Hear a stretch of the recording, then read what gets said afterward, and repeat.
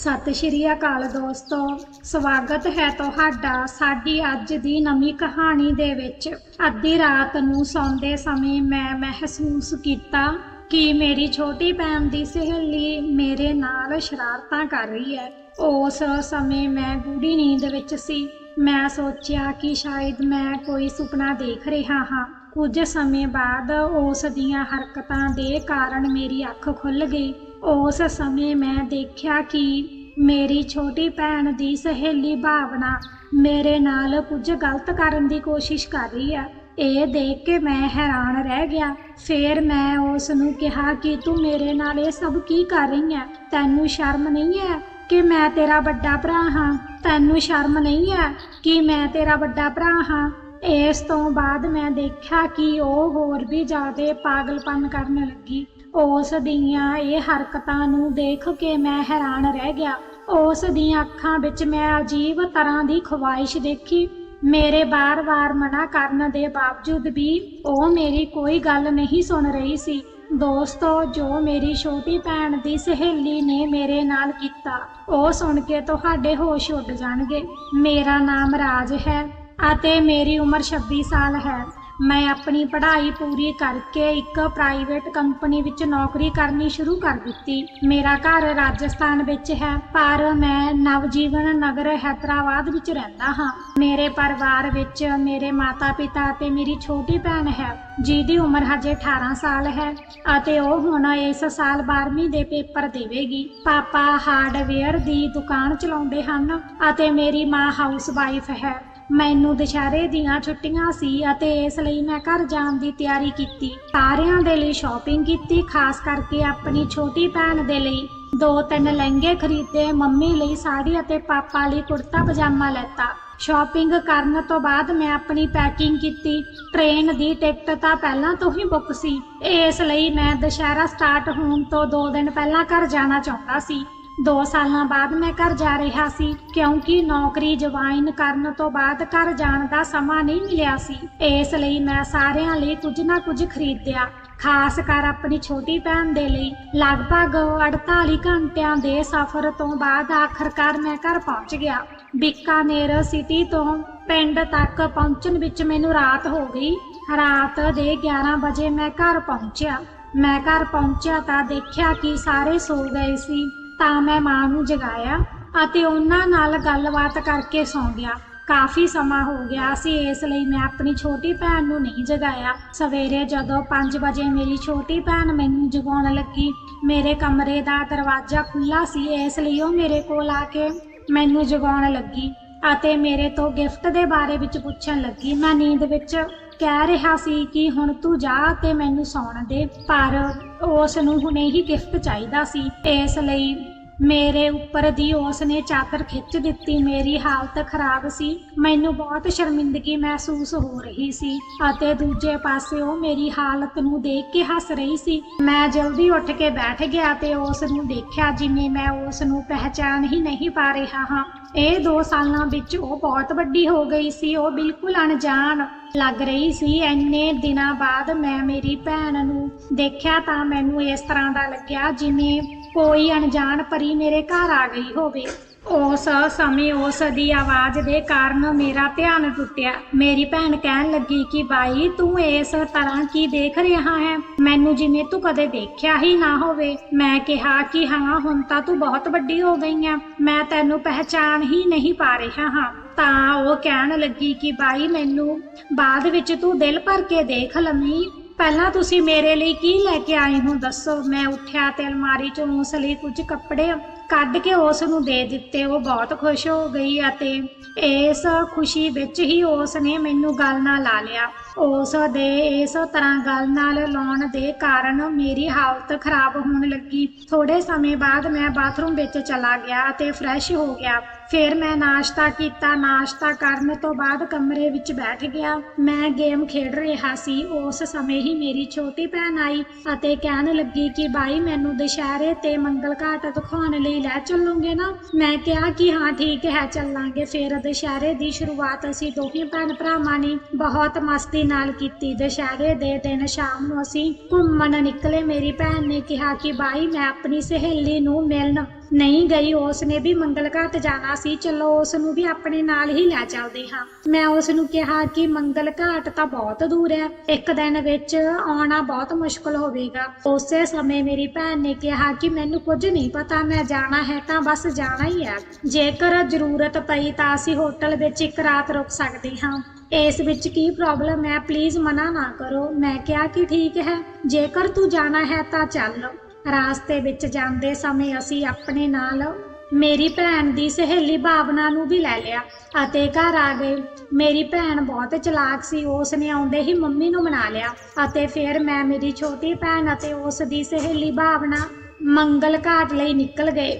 ਦੁਪਹਿਰ ਹੋ ਗਈ ਸੀ। ਉੱਥੇ ਪਹੁੰਚਣ ਤੋਂ ਬਾਅਦ ਅਸੀਂ ਰਹਿਣ ਦਾ ਪ੍ਰਬੰਧ ਕਰਨਾ ਸੀ, ਕਿਉਂਕਿ ਉੱਥੇ ਦੁਪਹਿਰ ਨੂੰ ਵਾਪਸ ਆਉਣਾ ਮੁਮਕਿਨ ਨਹੀਂ ਸੀ। ਅਸੀਂ ਤਿੰਨਾਂ ਨੇ ਮਿਲ ਕੇ ਹੋਟਲ ਲੱਭਣਾ ਸ਼ੁਰੂ ਕੀਤਾ। ਅੰਤ ਵਿੱਚ ਸਾਨੂੰ ਇੱਕ ਕਮਰਾ ਮਿਲਿਆ, ਉਹ ਵੀ ਸਿੰਗਲ। ਦੁਸ਼ਹਿਰੇ ਦੀਆਂ ਛੁੱਟੀਆਂ ਦੇ ਕਾਰਨ ਹਰ ਜਗ੍ਹਾ ਭੀੜ ਸੀ, ਇਸ ਲਈ ਸਾਨੂੰ ਸਿੰਗਲ ਰੂਮ ਹੀ ਲੈਣਾ ਪਿਆ। ਫਿਰ ਅਸੀਂ ਕੁਝ ਸਮੇਂ ਆਰਾਮ ਕਰਨ ਤੋਂ ਬਾਅਦ ਘੁੰਮਣ ਲਈ ਚਲੇ ਗਏ। ਭਾਵਨਾ ਨੇ ਇਸ ਤਰ੍ਹਾਂ ਦੇ ਕੱਪੜੇ ਪਾਏ ਹੋਏ ਸੀ ਕਿ ਸਾਰੇ ਲੋਕ ਉਸ ਵੱਲ ਹੀ ਦੇਖ ਰਹੇ ਸੀ। ਮੈਨੂੰ ਬਹੁਤ ਗੁੱਸਾ ਆ ਰਿਹਾ ਸੀ, ਪਰ ਮੈਂ ਕਿਸੇ ਨੂੰ ਕੁਝ ਕਹਿ ਨਹੀਂ ਪਾ ਰਿਹਾ ਸੀ। ਉਸ ਸਮੇਂ ਇੱਕ ਲੜਕਾ ਦੂਜੇ ਲੜਕੇ ਨੂੰ ਕਹਿਣ ਲੱਗਿਆ ਕਿ ਤੂੰ ਦੇਖਿਆ ਹੈ, ਉਹ ਲੜਕਾ ਆਪਣੀ ਮਜਨੂ ਦੇ ਨਾਲ ਘੁੰਮ ਰਿਹਾ ਹੈ, ਉਸ ਦੀ ਕਿਸਮਤ ਕਿੰਨੀ ਚੰਗੀ ਹੈ। ਇਹ ਸੁਣ ਕੇ ਮੈਨੂੰ ਗੁੱਸਾ ਆ ਗਿਆ। ਇਸ ਤੋਂ ਪਹਿਲਾਂ ਮੈਂ ਉਹਨਾਂ ਕੋਲ ਜਾਂਦਾ, ਭੈਣ ਨੇ ਮੈਨੂੰ ਰੋਕ ਲਿਆ ਅਤੇ ਫਿਰ ਸਾਰਾ ਦਿਨ ਘੁੰਮਣ ਤੋਂ ਬਾਅਦ ਸ਼ਾਮ ਨੂੰ ਅਸੀਂ ਹੋਟਲ ਆ ਗਏ। ਫਿਰ ਅਸੀਂ ਫਰੈਸ਼ ਹੋ ਕੇ ਸ਼ਾਮ ਨੂੰ ਬਾਹਰ ਜਾਣ ਦਾ ਸੋਚਿਆ। ਸਾਡੇ ਨਾਲ ਹੀ ਕਮਰੇ ਵਿੱਚ ਇੱਕ ਨਵਾਂ ਵਿਆਹਿਆ ਜੋੜਾ ਵੀ ਸੀ। ਸਾਡੀ ਉਹਨਾਂ ਨਾਲ ਮੁਲਾਕਾਤ ਹੋ ਗਈ। ਉਹ ਵੀ ਸਾਡੇ ਵਾਂਗ ਬਾਹਰ ਘੁੰਮਣ ਲਈ ਆਏ ਹੋਏ ਸੀ। ਲੜਕੀ ਦਾ ਨਾਮ ਰਮਨ ਸੀ। ਤਾਂ ਅਚਾਨਕ ਰਮਨ ਨੇ ਕਿਹਾ ਕਿ ਤੁਹਾਡੀ ਜੋੜੀ ਬਹੁਤ ਸੋਹਣੀ ਲੱਗ ਰਹੀ ਹੈ। ਮੈਨੂੰ ਸਮਝ ਨਹੀਂ ਆ ਰਿਹਾ ਸੀ ਕਿ ਮੈਂ ਕੀ ਕਹਾਂ। ਭਾਵਨਾ ਨੇ ਕਿਹਾ ਕਿ ਤੁਸੀਂ ਦੋਨੋਂ ਵੀ ਬਹੁਤ ਸੋਹਣੇ ਲੱਗ ਰਹੇ ਹੋ, ਕਿੰਨਾ ਸਮਾਂ ਹੋ ਗਿਆ ਹੈ ਤੁਹਾਡੇ ਵਿਆਹ ਨੂੰ? ਤਾਂ ਰੌਣਕ ਨੇ ਕਿਹਾ ਕਿ 4 ਮਹੀਨੇ ਹੋਏ ਹਨ। ਅਤੇ ਫਿਰ ਰੌਣਕ ਨੇ ਪੁੱਛਿਆ ਕਿ ਤੁਹਾਡੇ ਵਿਆਹ ਨੂੰ ਕਿੰਨੇ ਦਿਨ ਹੋਏ ਹਨ? ਮੈਂ ਕੁਝ ਕਹਿਣ ਵਾਲਾ ਹੀ ਸੀ ਤਾਂ ਮੇਰੀ ਛੋਟੀ ਭੈਣ ਬੋਲ ਪਈ, ਕਹਿਣ ਲੱਗੀ ਕਿ ਹਜੇ ਕੁਝ ਹੀ ਦਿਨ ਹੋਏ ਹਨ। ਮੈਂ ਹੈਰਾਨੀ ਨਾਲ ਉਸ ਵੱਲ ਦੇਖ ਰਿਹਾ ਸੀ ਕਿ ਭਾਵਨਾ ਇਹ ਕੀ ਕਹਿ ਰਹੀ ਹੈ। ਤਾਂ ਰੌਣਕ ਨੇ ਕਿਹਾ ਕਿ ਤੁਸੀਂ ਸਹੀ ਸਮੇਂ ਤੇ ਹਨੀਮੂਨ ਤੇ ਆਏ ਹੋ, ਪਰ ਸਾਨੂੰ ਥੋੜਾ ਸਮਾਂ ਲੱਗ ਗਿਆ। ਆਫਿਸ ਵਿੱਚੋਂ ਛੁੱਟੀ ਲੈਂਦੇ ਲੈਂਦੇ ਮੈਨੂੰ 4 ਮਹੀਨੇ ਲੱਗ ਗਏ ਆ। ਉਸ ਤੋਂ ਬਾਅਦ ਰਮਨ ਨੇ ਕਿਹਾ ਕਿ ਤੁਹਾਡੀ ਲਵ ਮੈਰਿਜ ਹੈ ਜਾਂ ਅਰੇਂਜ ਮੈਰਿਜ? ਭਾਵਨਾ ਨੇ ਕਿਹਾ ਕਿ ਲਵ ਮੈਰਿਜ। ਇੱਧਰ ਗੁੱਸੇ ਵਿੱਚ ਮੈਨੂੰ ਪਸੀਨਾ ਆ ਰਿਹਾ ਸੀ। ਭਾਵਨਾ ਕੀ ਮਜ਼ਾਕ ਕਰ ਰਹੀ ਸੀ। ਇਸ ਤਰ੍ਹਾਂ ਹੀ ਘੁੰਮਦੇ ਹੋਏ ਰਾਤ ਦੇ 10 ਵੱਜ ਗਏ ਅਤੇ ਫਿਰ ਅਸੀਂ ਹੋਟਲ ਵਾਪਸ ਆ ਗਏ। ਖਾਣ ਪੀਣ ਤੋਂ ਬਾਅਦ ਅਸੀਂ ਤਿੰਨੋਂ ਸੌਣ ਲਈ ਆਪਣੇ ਕਮਰੇ ਵਿੱਚ ਜਾ ਰਹੇ ਸੀ ਤਾਂ ਰਮਨ ਨੇ ਕਿਹਾ ਕਿ ਗੁੱਡ ਨਾਈਟ, ਹਨੀਮੂਨ ਦਾ ਆਨੰਦ ਲਿਓ, ਕਿਉਂਕਿ ਇਹ ਰਾਤ ਵਾਪਸ ਨਹੀਂ ਆਵੇਗੀ। ਅਸੀਂ ਵੀ ਅੱਜ ਪੂਰੀ ਰਾਤ ਮਜ਼ੇ ਕਰਾਂਗੇ। ਇਹ ਕਹਿ ਕੇ ਉਹ ਆਪਣੇ ਕਮਰੇ ਵਿੱਚ ਚਲੀ ਗਈ। ਮੈਂ ਵੀ ਆਪਣੇ ਕਮਰੇ ਵਿੱਚ ਪਹੁੰਚਦੇ ਹੀ ਭਾਵਨਾ ਨੂੰ ਕਹਿਣ ਲੱਗਿਆ ਕਿ ਇਹ ਸਭ ਕੀ ਹੋ ਰਿਹਾ ਹੈ। ਤਾਂ ਭਾਵਨਾ ਕਹਿਣ ਲੱਗੀ ਕਿ ਉਹਨਾਂ ਨੇ ਹੀ ਤਾਂ ਸ਼ੁਰੂ ਗੱਲ ਕੀਤੀ ਸੀ, ਮੈਂ ਕੀ ਕਰਾਂ? ਭਾਵਨਾ ਨੇ ਕਿਹਾ ਕਿ ਮੈਨੂੰ ਸਮਝ ਵਿੱਚ ਨਹੀਂ ਆਇਆ ਕਿ ਮੈਂ ਕੀ ਜਵਾਬ ਦੇਵਾਂ। ਮੈਂ ਸੋਚਿਆ ਕਿ 2-4 ਗੱਲਾਂ ਕਰਕੇ ਅਲੱਗ ਹੋ ਜਾਵਾਂਗੇ, ਪਰ ਹੁਣ ਤਾਂ ਇੰਨੀ ਵੱਡੀ ਗੱਲ ਹੋ ਗਈ ਹੈ ਕਿ ਕਹਿਣ ਦਾ ਮੌਕਾ ਹੀ ਨਹੀਂ ਮਿਲਿਆ। ਹੁਣ ਕੀ ਕੀਤਾ ਜਾਵੇ? ਇੱਥੇ ਅਸੀਂ ਇੱਕ ਦਿਨ ਦੇ ਲਈ ਹੀ ਤਾਂ ਹਾਂ, ਅਸੀਂ ਪਤੀ ਪਤਨੀ ਬਣ ਕੇ ਰਹਿ ਲੈਂਦੇ ਹਾਂ। ਮੈਂ ਭਾਵਨਾ ਨੂੰ ਕਿਹਾ ਕਿ ਤੂੰ ਕੀ ਕਹਿ ਰਹੀ ਹੈ? ਤਾਂ ਭਾਵਨਾ ਕਹਿਣ ਲੱਗੀ ਕਿ ਮੈਂ ਸੱਚੀ ਤਾਂ ਤੁਹਾਨੂੰ ਆਪਣਾ ਪਤੀ ਨਹੀਂ ਬਣਾ ਰਹੀ ਹਾਂ ਨਾ, ਬਸ ਐਕਟਿੰਗ ਕਰਨ ਲਈ ਕਹਿ ਰਹੀ ਹਾਂ। ਉਹਨਾਂ ਦੇ ਸਾਹਮਣੇ ਮੈਂ ਕਿਹਾ ਕਿ ਠੀਕ ਹੈ, ਬਹੁਤ ਰਾਤ ਹੋ ਗਈ ਹੈ, ਹੁਣ ਸੌਂ ਜਾਓ, ਕੱਲ ਐਕਟਿੰਗ ਕਰਾਂਗੇ। ਫਿਰ ਅਸੀਂ ਤਿੰਨੋਂ ਸੌਂ ਗਏ। ਰਾਤ ਨੂੰ ਮੈਨੂੰ ਮਹਿਸੂਸ ਹੋਇਆ ਕਿ ਭਾਵਨਾ ਮੇਰੇ ਨਾਲ ਅਜੀਬ ਹਰਕਤਾਂ ਕਰ ਰਹੀ ਹੈ। ਮੈਂ ਨੀਂਦ ਵਿੱਚ ਸੀ।